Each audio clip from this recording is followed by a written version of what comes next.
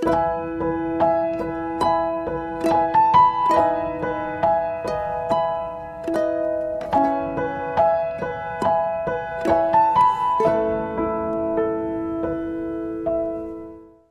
terima kasih. Kami mengucap syukur buat malam ini.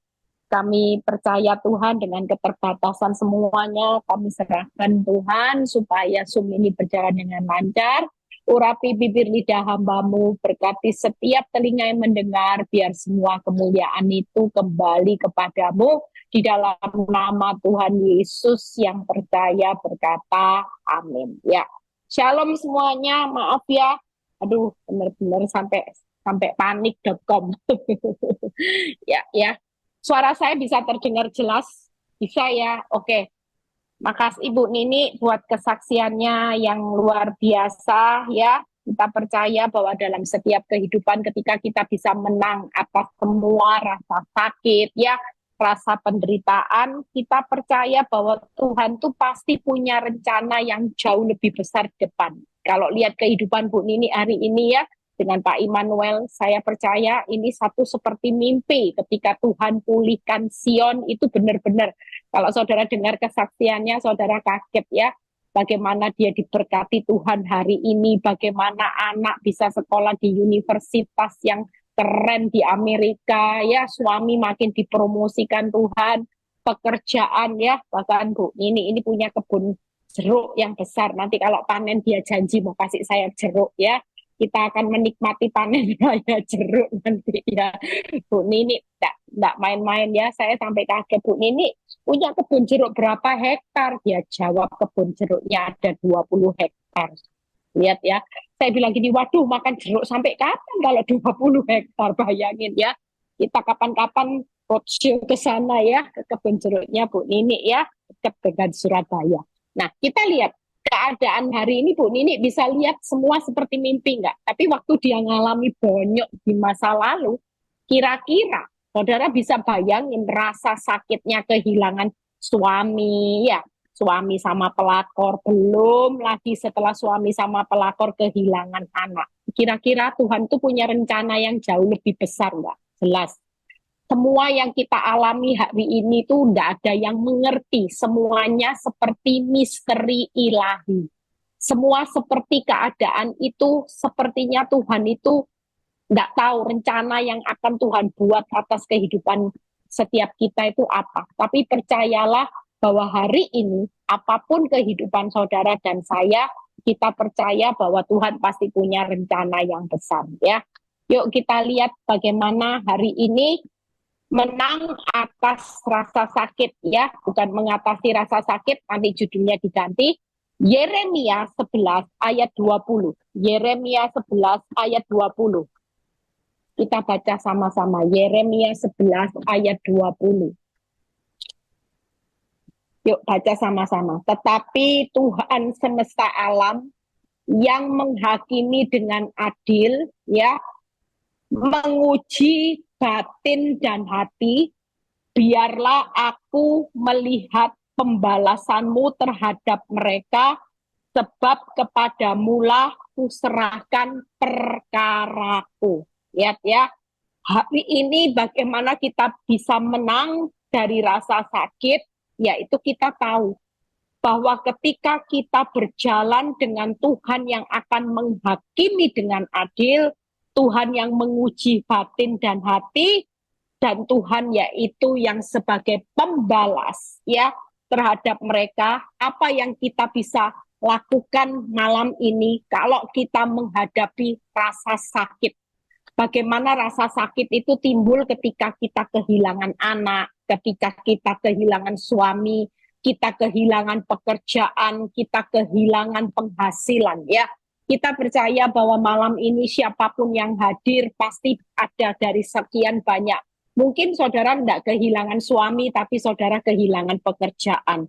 Saudara kehilangan kesuksesan, saudara kehilangan nama baik. Kata kunci yang dikatakan di kitab Yeremia 11 ayat 20. Sebab kepadamulah, apa saudara? Ku serahkan perkaraku. Hari ini nggak ada jalan lain. Kalau kita tinggal di dalam rasa sakit karena kehilangan, maka kita tidak akan melihat kemenangan seperti Tuhan akan pulihkan Sion seperti bermimpi. Saudara tidak akan melihat mimpi-mimpi saudara menjadi kenyataan ketika kita tidak menyerahkan perkara kita kepada Tuhan. Tapi kalau kita malam ini mau menyerahkan perkara kita kepada Tuhan, maka percayalah kita pasti akan melihat bahwa keadaan yang Tuhan pulihkan seperti keadaan bermimpi seperti Bu Nini dan Pak Immanuel melihat apa yang tadinya keadaan gelap, suram, tidak punya pengharapan, itu seperti bermimpi. Malam ini 3 hal bagaimana menang dari rasa sakit. Yang pertama yaitu Yeremia 11 ayat 20, yaitu kita punya Tuhan sebagai hakim yang adil. Kita semua hari ini yuk serahkan semua perkara kita kepada Tuhan sebagai hakim yang adil. Yang kedua, serahkan kepada Tuhan Sang Penguji. Ya, yang ketiga, serahkan kepada Tuhan Pembalas. Waktu kita menyerahkan kepada Tuhan Hakim yang adil, Tuhan Penguji, Tuhan Pembalas, percayalah bahwa malam ini semua proses kehidupan saudara dan saya, apa yang tidak bisa Tuhan lakukan. Waktu kita menyerahkan semuanya, Tuhan pasti pelihara, Tuhan pasti bertindak, Tuhan pasti memberi kelegaan. Beban berat, letih lesu, kekhawatiran hidupmu semua serahkan. Karena malam ini kita tahu bahwa kita punya Tuhan hakim yang adil, kita punya Tuhan yang cuman menguji lewat kehilangan, lewat rasa sakit, ini semua hanya ujian. Dan dia adalah Tuhan penguji yang handal. Yang ketiga, kita punya Tuhan pembalas. Orang kalau diuji tidak selamanya saudara di bawah terpuruk ujiannya terus.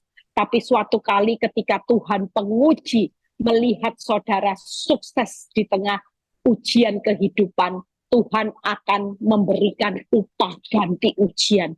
Ketika saudara lulus, Tuhan pasti kasih reward. Tuhan pasti kasih hadiah. Tuhan pasti kasih bonus yang berlipat-lipat. Dan Tuhan pembalas. Malam ini siapa yang disakiti hati dengan orang, saudara tidak perlu balas, ya. Saudara tidak perlu balas, saudara tidak perlu sakit hati, saudara tidak perlu jengkel, tidak perlu marah, karena kita percaya kalau kita mau menang atas rasa sakit dan kita melihat kemenangan seperti Tuhan pulihkan Sion, serahkan perkara kita kepada Tuhan, hakim yang adil, Tuhan penguji dan pembalas. Makanya waktu kita menyerahkan kepada hakim yang adil, suatu hari apa yang kita tabur dengan air mata, kita pasti menuai dengan mata air, sorak-sorai kemenangan. Karena dia adil, saudara. Orang benar itu walaupun kelihatan di awal proses tidak adil, tapi senyatanya Tuhan itu tetap Tuhan yang adil. Kita percaya malam ini 3 hal yang saya akan bahas, ya.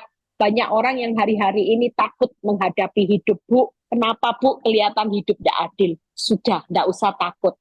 Yang penting serahkan perkara. Urusan adil, keadilan, itu kita punya Tuhan yang seadil-adilnya sedang bekerja membela orang benar. Lihat Efesus 6 ayat 8, ya. Kita baca.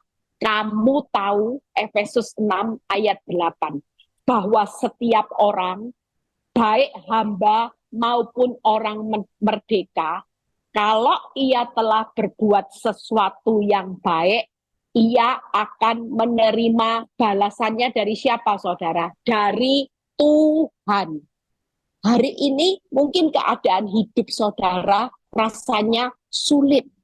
Tapi percayalah kalau kita tetap menjadi hamba kebenaran, saudara percaya balasan Tuhan itu cepat atau lambat pasti digenapi.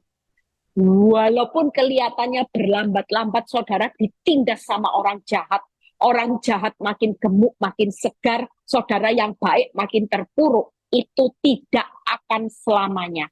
Suatu kali firman ini akan digenapi. Kalau ia telah berbuat sesuatu yang baik, ia akan menerima balasannya dari Tuhan.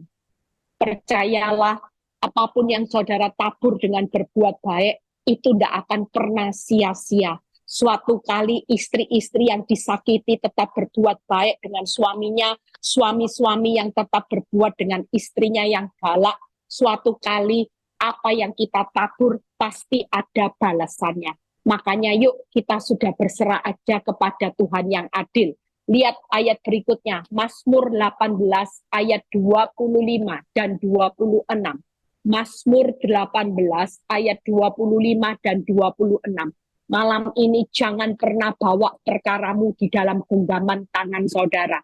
Ketika rasa sakit saudara bawa, saudara genggam, saudara pikiri, saudara rasakan terus, maka saudara tidak akan lihat bagaimana balasan yang Tuhan sudah sediakan. Tapi waktu kita menyerahkan perkara kita kepada hakim yang adil, Tuhan yang adil, hari ini rasa sakit kasih sama Tuhan. Rasa hari ini marahmu berikan semua kepada Tuhan. Gantikan dengan hati yang penuh kasih. Maka lihat, karena itu Tuhan membalas apa?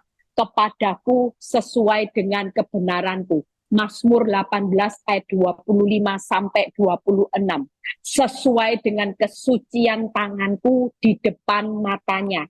Terhadap orang yang setia, engkau juga berlaku setia. Terhadap orang yang tidak bercela, engkau berlaku tidak bercela. Pastikan malam ini ada 3 hal. Apa yang untuk menang atas rasa sakit, yaitu teruslah berbuat baik. Teruslah hari ini menabur kebenaran. Teruslah hidup tidak bercela. Maka kita pasti menjadi orang-orang yang menang. Kenapa? Karena Tuhan sudah menyiapkan balasannya buat orang yang baik, buat orang yang hari ini rajin terus menabur benih kebenaran, buat orang yang hidup tidak bercelah. Makanya kalau kita lagi ngalami keadaan yang buruk, menang aja hari ini. Sudah, urusan masalahmu bagiannya Tuhan. Bagian kita yaitu kalau kita akan melihat keadilan Tuhan.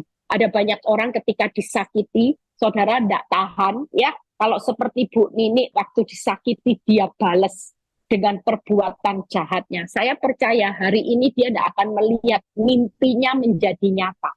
Kenapa Bu Nini bisa menikmati sesuatu seperti bermimpi?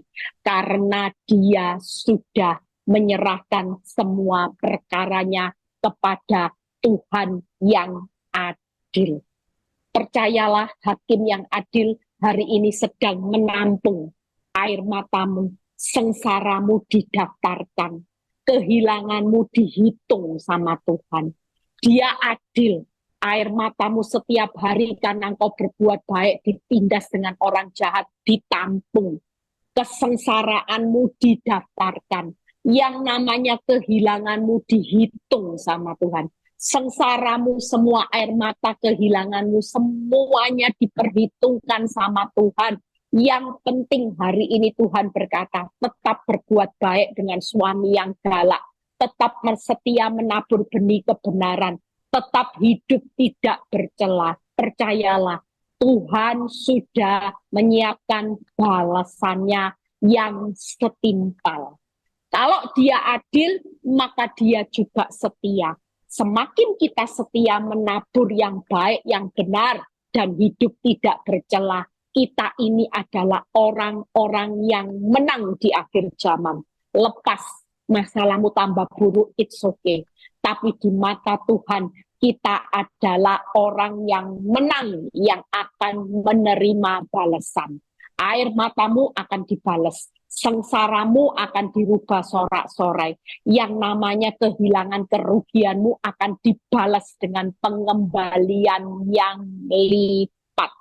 Jadi malam ini yuk, tidak ada anak Tuhan yang lagi sedih, terpuruk, melihat kerugian yang besar, melihat rasa sakit yang semakin sakit, Bu Eli, makin sakit, makin ruginya besar, kehilangan makin besar, tidak ada yang sedih lagi. belajar menyerahkan. Biar Tuhan ambil perkara kita. Hari ini ambil perkaranya Tuhan buat hidup kita. Yaitu kita tetap setia berbuat baik, menabur benih kebenaran, dan hidup tidak bercelah. Maka kemenangan sudah terjadi hari ini. Amin. Yang berikutnya, ya, Tuhan penguji. Bagaimana di Mazmur 119 ayat 69 dan 143. Mazmur 119 ayat 69 dan 143. Orang yang kurang ajar menodai aku dengan dusta, tetapi aku dengan segenap hati akan memegang titah-titahmu. Hari ini pastikan kalau ada orang yang kurang ajar, orang yang menodai hidupmu, mengkhianati hidupmu dengan banyak fitnah dan dusta, malam ini sadarilah kita sudah serahkan karena Tuhan lagi uji hati saudara. Kalau hari ini engkau disakiti, engkau didustai dengan fitnah, ya, malam ini pastikan saudara tetap dengan segenap hati memegang titah-titahnya Tuhan. Kita tetap menjaga hati untuk tetap taat, pegang titahnya Tuhan. Jangan pegang prinsip dunia, mata ganti mata, gigi ganti gigi. Kalau kamu baik, aku baik. Kalau kamu jahat, aku jahat. Jangan pernah pegang prinsip dunia. Dunia tidak mengenal kasih. Mereka hanya bisa berbuat baik dengan orang yang berbuat baik. Dunia hanya bisa hari ini prinsipnya untung dan rugi. Selama hidupmu tidak memberikan untung, maka hidupmu akan dihancurkan. Ya, saya itu mendengar kemarin ada seorang ibu yang konseling sama saya. Ya, saya itu sampai ngeri lihat kehidupan di akhir zaman. Ada banyak orang yang sudah kehilangan kasih, termasuk anak-anak sudah tidak menghormati orang tua lagi. Saya sampai dengar ibu ini, saya itu sampai gini, Tuhan kok ada ya seorang anak. Jadi singkat cerita, ibu ini sering dipukuli anaknya. Kenapa? Karena ketika anaknya melihat bagaimana mamanya bisa baik dengan papanya, tiap kali mamanya menyediakan makanan buat papanya yang galak, yang suka KDRT mamanya, di situ mamanya dihajar sama anaknya. Tiap kali mamanya melayani papanya, kasih handuk, mamanya dihajar sama anaknya. Anaknya bilang gini, Mama ndak perlu baik dengan papa mulai hari ini. Papa sudah terlalu kurang ajar dengan kita dan mama. Mama tidak layak untuk melayani papa termasuk kita. Jadi mulai hari ini, jangan pernah melayani papa dengan baik. Kalau mama berani melayani papa dengan baik, mama sedang menyakiti kita semua anak-anak mama. Biar papa tahu rasanya balasan yang setimpal saat papa menyakiti kita dan anak-anak. Saudara lihat ya, jadi si ibu ini sampai biru-biru saudara ya, ditunjukin, dihajar anaknya sampai biru, dipukul dengan sapu katanya ya, sampai tangannya lebam. Bu gimana bu, saya seperti dirajar. Satu suami, satu anak, apa yang saya harus lakukan di posisi tengah-tengah bu? Saya cuma gini bu, berhikmat aja. Kalau di depan anak, ibu jangan terlalu menunjukkan gimana sama suami ya. Tapi kalau suami memberi perintah, ibu jalani. Tapi kalau hari ini di depan anak sebaliknya ya sudah ala kadarnya aja. Ibu minta kekuatan sama Tuhan. Hari-hari ini tidak gampang saudara. Kita mengalami keadaan rasa sakit yang ibu ini sakitnya luar biasa. Bayangin, tiap kali dia berbuat baik untuk melakukan kebenaran, di situ dihajar sama anaknya. Anak sudah terlalu luka dengan papanya, sehingga dia tidak berharap papanya lagi untuk menjadi bagian dalam keluarga. Bahkan yang lebih fatal, anak ini sampai bisa mendoakan supaya papanya tidak cepat hidup, cepat mati, saudara. Bayangin, saudara. Anak sampai terluka seperti itu. Kita percaya hari-hari ini saya cuma bilang sama ibu ini, Bu, sudah berserah penuh sama Tuhan. Kalaupun sampai hajaran itu datang karena ibu melakukan kebenaran, percayalah kekuatan Tuhan itu pasti nyata. Iya loh Bu, benar Bu, Tuhan itu bela saya. Tiap kali saya dipukuli lebam ya Bu, itu cepet loh Bu. Di biru-biru itu logikanya kan lama ya Bu. Setelah saya lebam-lebam, itu cepet dipulihkan sama Tuhan. Luka-luka itu bisa cepet nutup, saudara. Bayangin kalau secara akal nggak mungkin ada dokter mana yang bisa menutup lebam luka dengan secepat itu. Itu kalau bukan karya Tuhan, dokter segala dokter pembela kehidupan kita. Kita percaya hari ini ya, saya dengar tadi juga ada seorang yang bunuh diri tadi di Surabaya ya, di apartemen apa di daerah Surabaya Timur, lompat dari lantai 19. Saudara lihat, hari-hari ini iblis sudah bisa membodoh-bodohi orang yang untuk mengambil jalan pintas, cara tercepat saat disakiti, saat kehilangan, saat terpuruk. Tapi malam ini kita mendengar firman Tuhan, belajar menyerahkan perkara kita. Kita percaya letih lesu beban berat rasa khawatir kehidupan kita ketika kita menyerahkan. Maka firman Tuhan berkata, aku yang pelihara, aku yang bertindak, aku yang memberi engkau kelegaan. Tidak ada kata-kata hari ini sebagai orang benar itu mengalami depresi. Kalau Tuhan pelihara hidupmu di tengah masa sulit, pasti hidup kita semua aman. Amin. Yang kedua kita lihat ya, bagaimana kita hari ini jaga hati. Kalaupun orang lain menyakiti kita, karena ini ujian hati sedang terjadi, jangan sampai hati kita dipenuhi sakit hati. Berikutnya, aku ditimpa kesesakan dan kesusahan, tapi perintah-perintahmu menjadi kesukaanku. Lihat ya, perintahmu itu menjadi kesukaanku. Berikutnya, Mazmur 119 ayat 9 dan 10. Kita baca. Dengan apakah seorang muda mempertahankan kelakuannya bersih dengan menjaganya sesuai dengan firman Tuhan. Pastikan saat ujian hati kita tetap menjaga hidup kita sesuai dengan firman. Yang 10, dengan segenap hati aku mencari engkau, janganlah biarkan aku menyimpang dari perintah-perintahmu. 3 hal. Yang pertama, kalau kita tahu kita sudah serahkan perkara sakit hati karena kita diuji, kita harus lulus. Bagaimana bagian kita? Yaitu mengambil perkaranya Tuhan. Apa perkaranya Tuhan buat saudara di balik ujian hati, di balik rasa sakit kita? Yaitu supaya kita berbalik dengar-dengaran akan Tuhan. Supaya kita menjaga kelakuan bersih. Seringkali kalau kita tidak menghadapi disakiti hati, kita itu tidak menjaga kelakuan bersih. Kalau tidak ada masalah kehilangan, kerugian, kita sulit menjaga kelakuan bersih. Yang ada perbuatan kita menyimpang ke kanan dan ke kiri. Jangan menyimpang dari perintah-perintah Tuhan.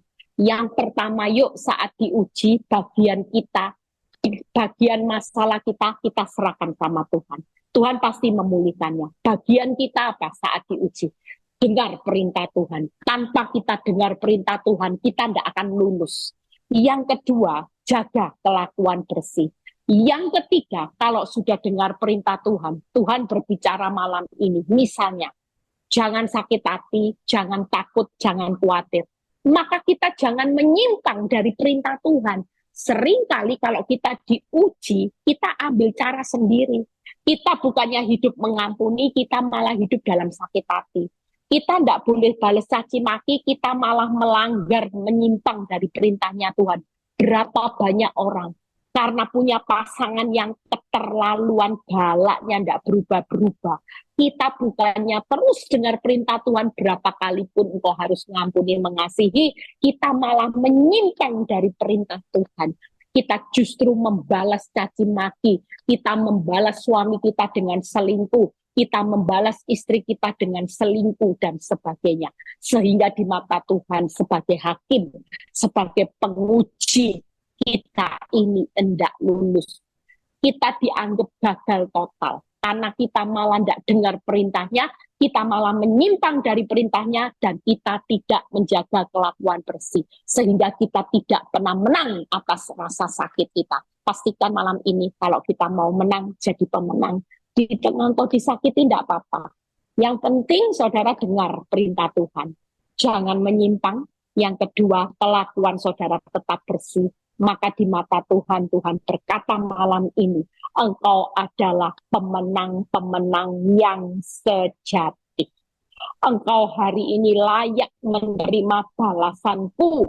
Waktu engkau lulus, aku memberikan upah. Lihat, keadaanmu akan seperti bermimpi nanti kalau aku sudah pulihkan. Karena malam ini aku sudah dapati engkau lulus.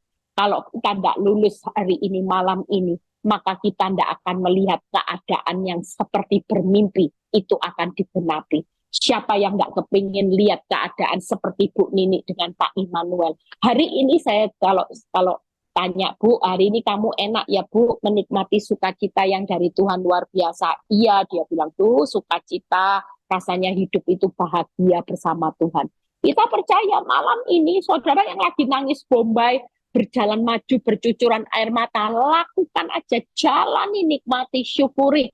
Yang penting sudah serahkan. Kapan diselesaikan Tuhan itu urusannya Tuhan. Yang penting serahkan perkara kita kepada Tuhan Hakim yang adil, penguji yang terakhir yaitu Tuhan pembalas. Ya, jadi yang pertama dengar perintah Tuhan, jangan menyimpang, kelakuan bersih, Tuhan pembalas. Buka di 1 Samuel 26 ayat 23. 1 Samuel 26 ayat 23. Bagaimana kehidupan Daud menghadapi Saul. Lihat ya, Tuhan akan membalas kebenaran dan kesetiaan setiap orang. Sebab Tuhan menyerahkan engkau pada hari ini ke dalam tanganku, tetapi aku tidak mau menjamah orang yang diurapi Tuhan. Daud punya kesempatan untuk membalas, ya. Tapi Daud tidak melakukan pembalasan karena Daud sadar dia sudah menyerahkan perkara disakiti Saul, perkara diiri hati sama Saul, perkara mau dibunuh sama Saul, perkara mau dihancurkan sama Saul. Dia sadar bahwa dia bukan pembalas. Kenapa? Daud berkata, Tuhan yang akan membalas kebenaran, kesetiaan, dan ketaatannya. Pastikan malam ini kalau kita sudah serahkan perkara kepada Tuhan, maka hanya Tuhan yang berhak membalas. Jangan pernah ambil bagian Tuhan. Waktu kita tidak membalas, maka kita sudah menang dari rasa sakit. Kita pemenang, kita bukan orang yang kalah. Saudara, waktu saudara balas, senyatanya saudara adalah orang yang kalah. Dunia berkata, waktu kita membalas, maka kita menang. Ya, tapi Tuhan melihat bagaimana waktu engkau tidak membalas. Miliki hati seperti Daud di akhir zaman. Walaupun ada banyak Saul-Saul di sekitar saudara. Saul yang ingin membunuh hidupmu. Saul yang merekakan yang jahat atas hidupmu. Saul yang ingin menghancurkan hidupmu. Saul yang menyakiti hidupmu. Saul yang iri hati terhadap hidupmu. Ada di sekitar saudara dan saya. Tapi pastikan malam ini kita harus keluar lebih dari pemenang. Yaitu ketika kita tidak membalas. Jangan pernah membalas, karena pembalasan itu adalah haknya Tuhan. Tuhan yang akan membalas kebenaran kita. Tuhan yang akan membalas kesetiaan saudara. Tuhan yang akan membalas ketaatan saudara. Kita percaya bahwa malam ini, apa yang saudara tabur hari ini dengan kebenaran, suatu kali Tuhan yang akan membalas semuanya.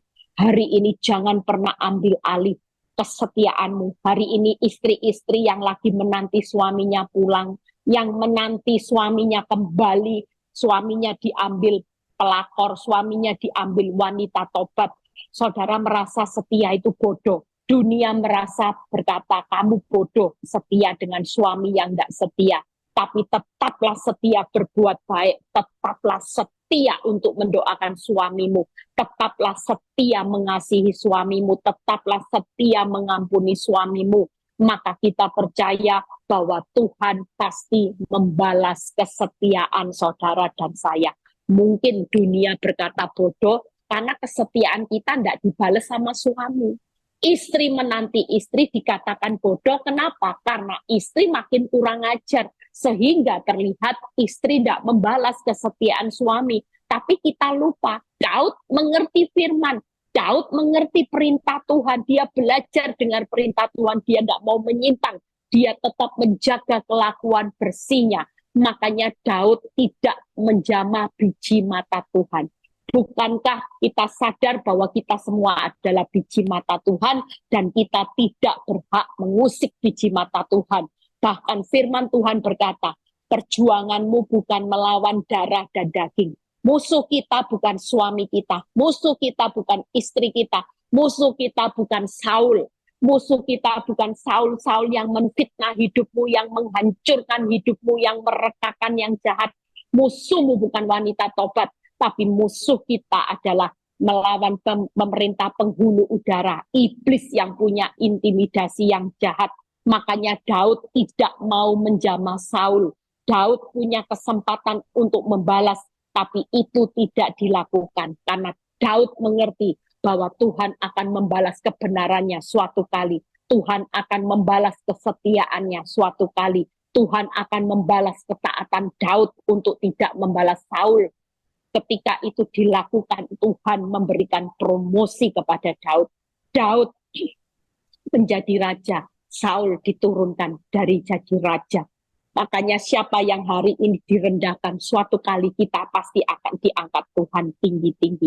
Itu sebabnya kita sebagai anak Tuhan malam ini jangan pernah merasa rugi saat disakiti. Saudara harus menang dari rasa sakit. Ya, yang pertama apa? Menang, yaitu belajar menyerahkan perkara. Waktu kita menyerahkan perkara, maka kita pasti menang. Yaitu Tuhan Hakim yang adil, Tuhan penguji dan Tuhan pembalas. Ya. Pastikan malam ini saudara tidak perlu bingung dengan rasa sakit. Kita pasti akan menikmati apa yang akan Tuhan pelihara. Tuhan kembalikan semuanya. Yang pertama, hakim yang adil, yaitu bagaimana balasan dari berbuat baik. Balasannya saat kita rajin menabur kebenaran. Balasannya saat hidup tidak bercelah. Ya. Yang kedua, yang diuji apa? Supaya kita dengar perintah Tuhan. Kita tidak menyimpang dari perintah Tuhan, dan kita tetap menjaga kelakuan bersih. Pastikan malam ini semuanya sudah lulus, dan pembalasannya nanti akan ada pembalasan-balasannya. Bagaimana Tuhan membalas setiap perbuatan baik kita. Tuhan akan membalas kebenaran, kesetiaan kita, dan ketaatan kita. Kita harus menjadi Daud di akhir zaman, menghadapi Saul-Saul yang ada di sekitar kita. Jangan sampai kita berespon salah. Sekalipun itu sakit Bu Eli, sekalipun itu ruginya besar Bu Eli, sekalipun itu kehilangannya besar Bu Eli, it's okay. Percayalah kalau Tuhan yang mengganti, yang membalas, semuanya nanti akan dibalas. Bagaimana kita akan melihat nanti keadaan hidupmu akan menjadi raja, hidupmu akan dipulihkan seperti Bu Nini dan Pak Immanuel. Ketika Tuhan pulihkan Sion, keadaan kita seperti orang pemimpi. Keadaan kita nanti akan tertawa dengan pulang bersorak-sorai sambil membawa berkas-berkas.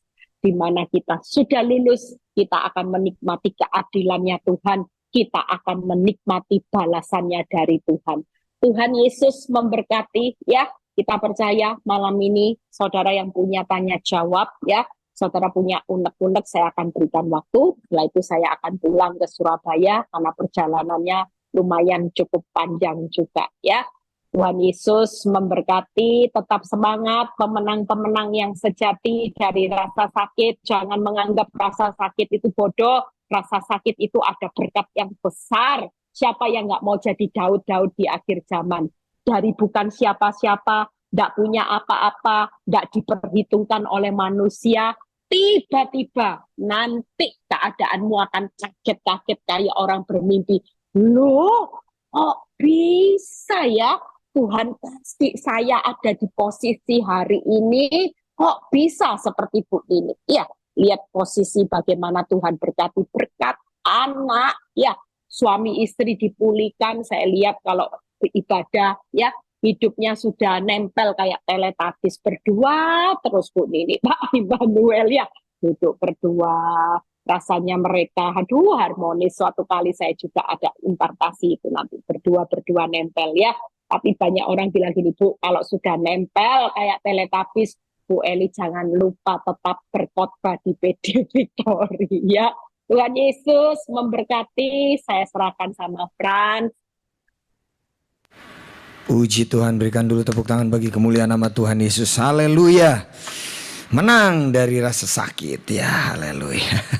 Puji Tuhan. Baik, ada pertanyaan ya.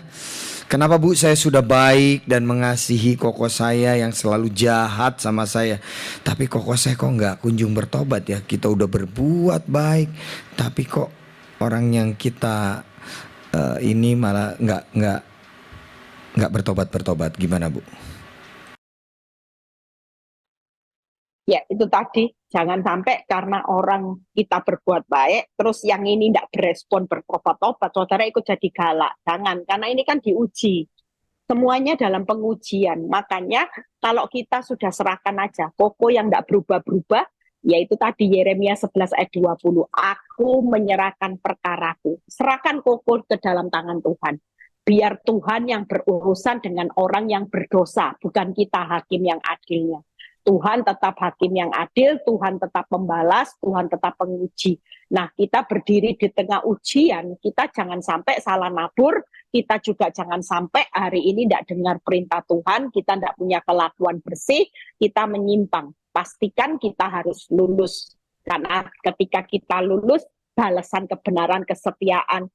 Kayak saudara hari ini setia untuk melihat koko berubah, itu setia diperhitungkan. Tetap berbuat baik saat koko makin jahat, itu tetap diperhitungkan karena balasan kebenaran, kesetiaan, ketaatan itu lagi diproses sama Tuhan, ditampung, diperhitungkan, ya kan? Dan ditampung, diperhitungkan, bahkan diganti semuanya. Makanya jangan sampai kita hari ini salah berespon, tetap berlaku baik, tetap bawa dalam doa, ya. Tuhan Yesus memberkati. Ya, ini pertanyaan yang cukup sering ditanyakan juga ini tentang ya seorang ibu yang bisa bertahan dengan suaminya yang berselingkuh dan belum bertobat. Tapi ini yang sulit untuk dilakukan, yaitu bagaimana cara untuk bisa anak-anak itu, hati anak-anak ini nggak kepahitan hati kepada papanya. Gimana caranya, Bu? Ya, kalau menurut saya, dulu saya belajar tidak cerita keburukan papanya. Tapi kalau mereka tahu, kasih pembelajaran tentang firman. Katakan, papa lagi dibutakan iblis. Kalau kita makin melawan papa, berarti kita ini makin membawa papa terjerat nanti. Caranya gimana supaya papa bisa terlepas dari jerat iblis? Ingat, kasih menutup banyak dosa pelanggaran.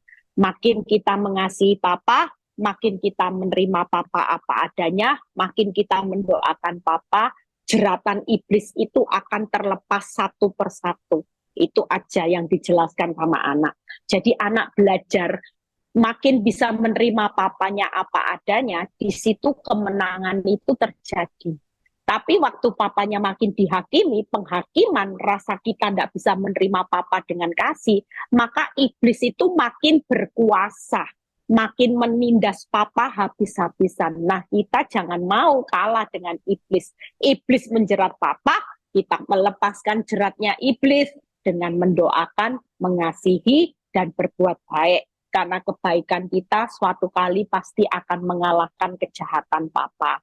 Itu aja yang dijelaskan. Jadi waktu mindsetnya anak-anak berubah, anak-anak tahu kasih kebaikan doa kita yang bisa melepaskan papanya dari jerat iblis. Itu aja Ibu dijelaskan ya. Oke, baik, sudah dijawab lagi juga ya untuk bisa disampaikan kepada anak-anak ya yang mengalami kepahitan hati. Baik, ini ada Pak Orien Siagian ini mau bertanya, silahkan di chat aja Pak ya. Kalau mau bertanya raise hand ini silahkan di chat aja ya. Baik. Nah ini kadangkala ya sudah berbuat baik gitu terus kemudian masih tetap diomongin terus dicela terus begitu. Nah jadi kadang males ya berbuat baik gitu. Boleh nggak Bu? Punya rasa malas udah berbuat baik, udah biasa aja gitu.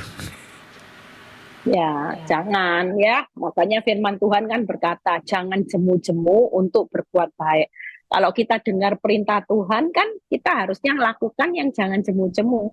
Jangan sampai dibilang jangan jemu-jemu, kita malam hari ini mengurangi kebaikan kita, berarti kita sedang melawan, menyimpang dari perintahnya Tuhan, dan kita tidak menjaga kelakuan bersih, maka kita itu dianggap gagal nanti. Ya, yang diuji dan kita tidak terima balasannya nanti dari Tuhan karena kita dianggap sebagai orang yang gagal. Makanya hari ini percayalah, setiap perbuatan baik, benih kebenaran, hidup tidak bercela, ini semua ini akan terima balasannya dari Hakim yang adil. Jadi jangan pernah takut menabur benih kebaikan. Saya percaya Tuhan pernah ingatkan saya. Tuhan bilang ini, Eli, kamu tidak usah putus asa dengan berbuat baikmu dengan suami, tapi suami tidak berubah. Tapi aku yang akan memperhitungkannya semua. Semua aku tampung, aku daftarkan, aku kembalikan. Apa yang kamu tabur dengan perbuatan baik selama 14 tahun, nanti aku akan kali 14. Jelas, karena aku tidak pernah mau berhutang. Jeripayahmu di dalam aku selama engkau menabur benih kebaikan, benih kebenaran, bahkan hidup tidak bercela, itu aku akan perhitungkan seadil-adilnya. Termasuk nanti keturunanmu juga akan menikmati apa yang kau tabur selama ini. Jadi tidak ada ruginya itu ya. Kalau ibu berhenti berbuat baik, nanti benihnya stop ya. Jadi saya percaya nanti kalau saya menuai dengan seperti bermimpi, karena 14 tahun ini benihnya sudah muncul. Makanya bisa kelihatan seperti bermimpi, bersorak-sorak, dan tidak pernah dengan tangan kosong waktu Tuhan memberkati kita, itu akan kita nikmati. Jadi sekali lagi ibu jangan pernah berhenti untuk berbuat baik. Sekalipun balasannya tidak baik, pastikan Tuhan yang akan membalas kebenaran, ketaatan, dan kesetiaan ibu. Tuhan Yesus memberkati.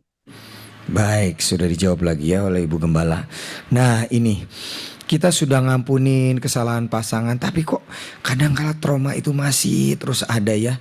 Seringkali diintimidasi oleh iblis, dulu suamimu begini-begini. Apalagi kalau udah ke tempat-tempat di mana kejadian-kejadian suami melakukan hal-hal yang buruk gitu, yang nggak enak, tempat nggak enak. Gimana caranya mengatasi itu Bu? Intimidasi dan juga kalau lihat tempat-tempat seperti itu. Bentar diulang karena ini baterainya habis. Oke, baik. Gimana? Ya, kita sudah mengampuni kesalahan pasangan, namun kemudian seringkali intimidasi iblis itu ngingetin, suamimu dulu begini-begini, traumanya diulang-ulang begitu. Kemudian terutama tempat-tempat kejadiannya itu diingatkan, apalagi kalau lewat, ingat lagi kejadiannya itu. Bagaimana Bu? Harus bisa mengantisipasi itu, bagaimana caranya? Ya, kalau itu sesuatu yang sampah, buat apa kita mau ingat? Ingat kan Tuhan bilang gini, jangan mengingat-ingat masa lalu, karena Tuhan sudah sediakan sesuatu yang baru di depan. Jadi buat apa yang sudah berlalu diingat-ingat? Tuhan aja sudah ngingat. Kalau kamu mau membajak di depan supaya lihat hasilnya, firman Tuhan berkata apa? Jangan menoleh ke belakang. Jangan melihat masa lalu. Nah, kalau kita menoleh ke belakang melihat masa lalu, berarti kita sengaja melawan kebenaran Tuhan. Tapi Tuhan bilang gini, aku sudah sediakan sesuatu yang baru, yang belum kau lihat, tapi sedang tumbuh. Tapi itu sudah tumbuh nanti lihat ke depannya. Kalau engkau tidak fokus dengan yang lalu, biarin aja. Yang pasti dari semua yang buruk direkakan yang jahat, tetap di depan itu ada rekaan yang baik. Masalahmu yang hari ini rumah tanggamu kacau balau, tetap di depan Tuhan sudah sediakan pemulihan anggur yang manis. Jadi yang dipikirkan yang baik, yang mulia, yang sedap didengar. Pikirkan pemulihan yang indah, rekaan yang baik, berkat atas anak cucu, itu terus yang dipikirkan. Yang sudah terjadi, suamimu selingkuh sampai punya anak, misalnya seperti saya, suamimu tidak pulang rumah, suamimu galak, itu jangan dipikir ya. Yang dipikir hari ini yang baik-baik, supaya kemuliaan Tuhan dinyatakan. Itu aja. Tuhan Yesus memberkati. Baik, ya masih ada ini ya, pertanyaan yang paling sering juga ditanyakan tentang gugatan cerai. Ya, digugat cerai, nanti ada mediasi 9 Juli maksudnya ya. Kalau 9 Juni udah kelewat, Bu. 9 oh, Bapak atau Ibu ini Orien ini ya. Nah, ini apa yang harus saya lakukan ya, karena ada proses mediasi, karena suami menggugat cerai dan saya nggak mau bercerai. Apa yang harus saya lakukan? Ya, kalau nggak mau cerai ya nggak masalah. Memang kita harus menolak semua perceraian. Jadi bilang aja saya nggak bercerai karena saya mau taat dengar apa kata Tuhan, gitu aja. Ya, jadi tetap bertahan Ibu, karena Tuhan juga sejalan dengan Ibu. Percayalah, kan tadi firman-Nya sudah berkata, bagaimana bisa menang atas rasa sakit, menang atas semua penderitaan, kita jadi pemenang ketika kita sudah serahkan. Serahkan aja perkara digugat cerai itu ke dalam tangan Tuhan. Tuhan, aku tidak tahu caranya bisa menangkan, bagaimana aku bisa dipulihkan. Tapi kalau kita sudah serahkan dalam tangan Tuhan, Tuhan pasti pulihkan karena dia sejalan, karena dia juga benci perceraian. Itu aja ya. Jadi Ibu belajar berserah sambil Ibu katakan tidak ada perceraian. Tetap ucapan ini memenangkan. Jangan ketika sudah digugat cerai, Ibu berkatanya negatif. Ya sudahlah, cerai ya cerai, siapa yang mau, enggak. Tapi tetap di depan suami katakan, aku tidak mau bercerai karena Tuhan benci perceraian, dan aku mau mengasihi kamu karena kamu suamiku hanya sampai maut memisahkan. Itu diucapkan ya di depan suami, dideklar. Jadi tiap kali aku mau cerai, tolak perceraian. Aku mau cerai, tolak perceraian. Itu dideklar tiap hari. Jangan sampai perkataan kita lemah, karena hidup mati kan dikuasai lidah. Jadi kalau kita menggemakan tolak perceraian, maka perceraian itu tidak akan terjadi. Itu aja ya. Tuhan Yesus memberkati. Iya, ini ada pertanyaan yang cukup bagus nih ya. Saya disakitin suami, kemudian tidak dinafkahi, kemudian LDR ya. Dan teman-teman saya menyarankan untuk hipnoterapi untuk memulihkan hatinya ya, agar bisa move on dari suami. Apakah itu bisa dibenarkan hipnoterapi, Bu? Kalau menurut saya hipnoterapi itu kalah sama firman Tuhan kok ya. Kalau Ibu rajin baca firman, punya hubungan yang dekat, percayalah obatnya sakit hati itu semua ada di Alkitab ya. Waktu saya sakit hati, rasanya saya bilang gini ya, kayak di 1 Petrus 3 ayat 9, jangan membalas caci maki, kejahatan dengan kejahatan. Untuk itulah kamu dipanggil, yaitu untuk panggilan berkat. Sejatanya waktu saya sakit hati, Tuhan bilang gini, ngapain kamu sedih? Sakit hati itu berkat loh. Waktu kamu disakiti tidak balas, itu berkatku melimpah atas hidup. Makanya saya bilang sama setiap orang yang banyak sama saya, Bu, kamu kok bisa ya diberkati Tuhan hari ini? Salah satunya kenapa? Karena saya tahu balasan Tuhan dengan kesetiaan saya, ketaatan, kebenaran saya yang saya tidak pernah balas Saul yang ada di dalam hidup saya, yang ada di sekitar saya. Disitulah saya menikmati balasan Tuhan, di mana hasil rasa sakit saya semua saya sudah serahkan sama Tuhan. Jadi Ibu hari ini kalau Ibu perlu hipnoterapi berarti dagingnya Ibu belum mati.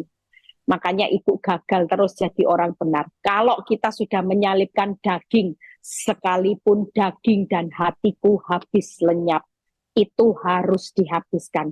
Ibu jangan dikit-dikit sakit hati, sehingga hati ini perlu direparasi, dibawa ke hipnoterapi. Lebih baik siapa yang tahu hati kita? Tuhan.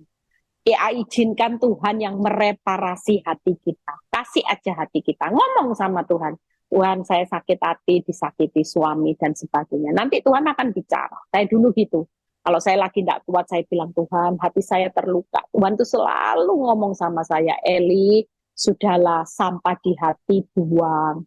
Toh suamimu juga tidak tahu apa yang dia perbuat. Itu cuman triknya iblis lagi menjatuhkan kamu supaya kamu gagal dalam ujianku.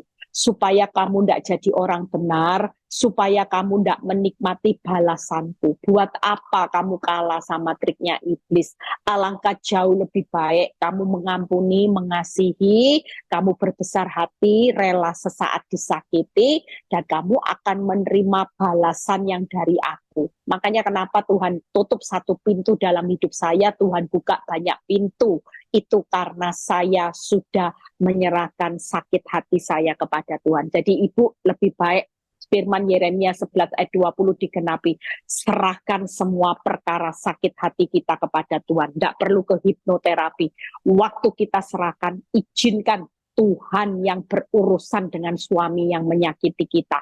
Izinkan Tuhan yang akan menghakimi mertua yang galak sama kita. Tapi hari ini perkaranya Tuhan, tetap rajin menabur benih kebenaran. Buang sakit hati. Tuhan Yesus memberkati. Ya, ini ada pertanyaan. Namun pertanyaan ini sering Bu Gembala juga sudah menjawabnya ya.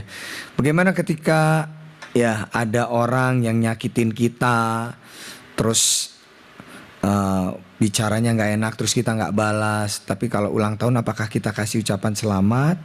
Apakah kita jawab WA juga seperlunya? Malah Bu Gembala kan sering bilang, kirimin aja kue, beli kue, kirim makanan gitu ya. Nah, terus apakah kita tetap harus jaga jarak supaya kita tidak terus tersakiti? Bicara secukupnya. Nah, apakah salah saya kalau melakukan begitu, jaga jarak apa segala macam gitu ya? Gimana Bu? Kalau menurut saya jaga jarak harus, karena toksik, sesuatu yang bikin meracuni kita lebih baik kita jaga jarak ya. Karena ketika kita ketemu dia nanti kata-katanya nyindir kita, nyinyir kita, lebih baik kita enggak usah. Tapi kalau memang misalnya ulang tahun mau kasih kue, enggak ada salahnya. Yang penting Tuhan lihat hati ya. Mau kasih kue, mau ngasih ucapan selamat lewat WhatsApp, itu enggak apa-apa, lakukan aja. Tapi untuk mendekati orang-orang yang toksik, lebih baik kita menjaga jarak, supaya kita juga enggak terkontaminasi hati kita dengan sesuatu yang menyakitkan. Ya, lebih baik kita cari komunitas. Makanya kalau saya anjurin setiap ibu-ibu yang punya, ada di Jakarta, Surabaya, Jakarta, Malang, Bali, Makassar, yuk datang join sama komunitas PD Victory supaya hati kita ini dipulihkan ya, dengar firman ya, kita akan dipulihkan nanti juga ya. Itu aja. Tuhan Yesus memberkati. Ya, ini ada pertanyaan. Bu Gem, bagaimana ketika iblis malah menawarkan yang enak-enak ketika ketaatan kita justru semakin membuat keadaan sulit? Memang suami saya sudah pulih dan kembali, tapi harta habis dan itu nggak mudah untuk saya dan anak-anak. Nah, iblis tuh sering menawarkan hal-hal yang menggiurkan. Nah, bagaimana sebaiknya ya gitu. Nah, gimana Bu? Ya janganlah setiap apa yang ditawarkan iblis itu kita harus menolak itu tadi. Tuhan Hakim yang adil itu berdiri loh hari ini. Kalau kita ditawari iblis, kita tetap rajin berbuat baik, menabur benih kebenaran, kita hidup tidak bercelah, kita nanti akan menikmati keadilannya Tuhan. Tapi kalau kita melawan keadilannya Tuhan, maka kita tidak akan lihat pembelaan Tuhan nanti. Kayak saya sama anak-anak saya sudah aman, sudah. Saya bilang ini Tuhan, suatu kali saya itu akan menikmati keadilannya Tuhan. Itu aja ya. Makanya kita hari ini jangan sampai terima penawaran iblis, sekalipun penawaran dunia itu terlihat enak. Tapi kita hari ini tahu bahwa kita sudah serahkan perkara kita. Yang tidak enak-enak masalah kita jadi bagiannya Tuhan. Bagian Tuhan adalah, bagian kita adalah hari ini mengambil perkaranya Tuhan. Tuhan mau kita hidup benar, lakukan itu. Tuhan mau kita punya kelakuan bersih, lakukan. Tuhan mau kita punya menabur benih kebenaran, lakukan. Dengar-dengaran, lakukan. Jangan menyimpang, lakukan terus. Maka balasannya pasti akan kita terima. Makanya kita bisa menang hari ini. Tuhan Yesus memberkati. Ya, baik. Yang terakhir pertanyaan Bu ya. Kasihan juga Bu Gembala harus pulang ke Surabaya. Kalau yang bikin toksik orang tua sendiri, gimana itu? Ya, kalau orang tua sendiri kan kumpul satu rumah, misalnya suami. Ya tetap kita harus berbesar hati. Artinya kumpul sama orang tua yang lagi uring-uringan, ya sukaannya marah, sukaannya ngusir-ngusir kita. Ada loh seorang ibu yang kalau konseling nangis katanya sama mamanya sering diusir, sering diperlakukan tidak adil, berbuat salah langsung keluar aja kamu. kamu memang anak tidak berguna, keluar sana, jangan minta makan sama mama. Sampai kata-kata itu membuat dia sangat terluka. Dia bilang ya, kadang-kadang sampai ada seorang anak yang cepet-cepet pengen nikah. Itu karena apa? Karena saking tidak tahan sama orang tua.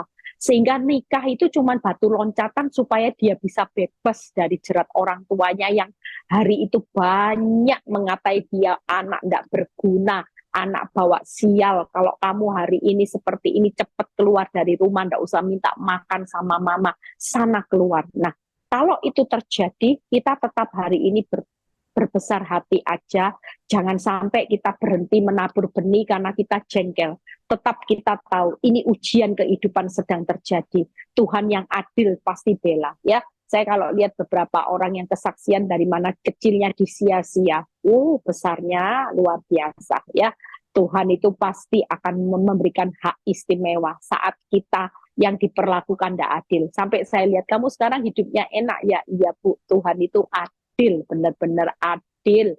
Tuhan itu membalas saya waktu kecil sampai saya itu diperlakukan tidak adil jadi pembantu loh Bu di rumah. Mama saya itu selalu sayang sama anak cowok, tapi anak cewek dianggap sial. Jadi anak cewek itu cuma disuruh jadi pembantu, melayani koko, melayani mama, papa. Tapi Tuhan adil Bu, koko-koko saya yang dimanja-manja hidupnya sekarang membuat mama susah. Malah hari ini mama itu banyak yang dapat uang dari saya. Bagaimana Tuhan berikan suami yang baik, yang cinta saya, suami yang kaya, usaha diberkati. Sekarang saya membiayai mama Bu, dan koko-koko saya hidupnya hancur. Nah ini keadilan Tuhan. Makanya jangan pernah berhenti ya. Kalau yang toksis tetap mama, tetap lakukan kebaikan. Jangan pernah menyerah. Itu aja ya. Tuhan Yesus memberkati. Oke, apa ini? Waduh, sebentar.